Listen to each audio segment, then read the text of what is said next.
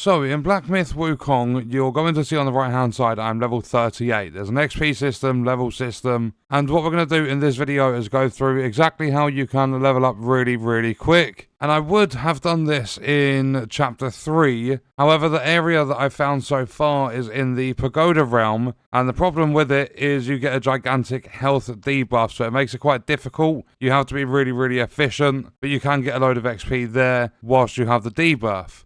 So instead what we're going to do is do it in chapter 2. I believe this is actually a little bit faster, because when you're in the Pagoda realm, you don't get a bunch of the enemies you need to kill. So we'll start off in the self-advance in basically the skill tree, and I'll just flick through the tabs. You guys can see the exact things I've got on.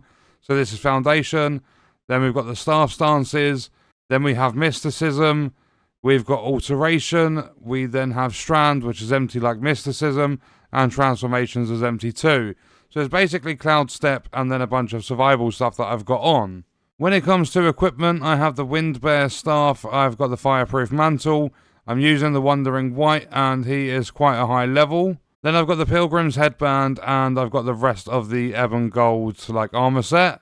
For my curios, I've got the Back Scratcher and the Boshan Sensor. And then my gourd is 10-year-old coconut wine, so 43% of my health comes back. I've then got laurel buds and the goat skull as my soaks.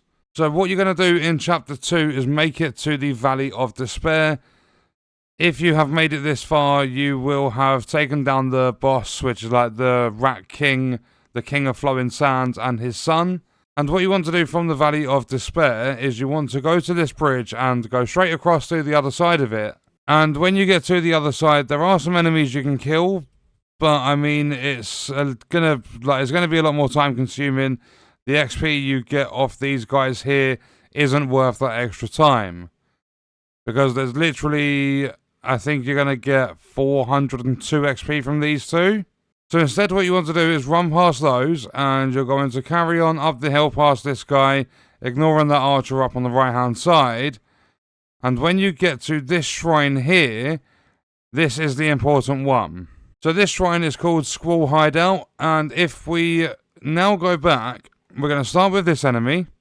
We're going to run over, and what we're going to do is use our spirit. So Wandering Wight comes out, and besides one hit, sometimes that is a one hit, but besides one hit, that is a kill for 127 XP. And if we kill the archer, that's an extra 40. Then we're going to run back past the shrine, just over to the right-hand side of it, and when we get round there, make sure you keep some stamina, because if your stamina runs out, it messes up your combos and stuff. Then with this guy, we are going to immobilize him, and we're going to just keep attacking, and that's that enemy down for 127, and then this thing pops up as an enemy. So we're going to use our stance for this, and completely miss. Yep, thank you Black Myth Wukong, appreciate that. So that's that enemy dealt with, and that was another 127. You'll see that we're getting tiny pieces of gold and stuff as well. And then this one I use Red Tides, and we're just going to keep obliterating this enemy. And we're going to dodge and then use our heavy. And we've got a crit with that as well, very nice. We've just leveled up.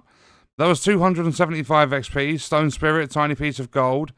Now this guy, one thing I like to do with him is if we detransform, I'm going to use the Pluck of Many. So it summons in extra dudes. And they're going to be the distraction whilst we get around the back. And we're just going to absolutely hammer this guy from all angles. And then once he is down, which won't take long, you have the other one that joins. This one doesn't always join this fight, but that one will spawn out of like around this sort of area here. Then we've got one more enemy, which is here, another crystal one.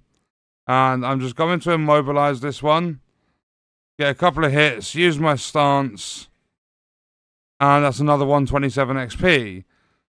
So now if we go back to the shrine, we can rest and do it all over again. And you can, I've had once, I got a mind core from this. I've had a bunch of yarn, a load of silk. You're getting will all the time, and you're getting a load of sparks as well. Because you're getting a bunch of XP. From the archer, you get 40.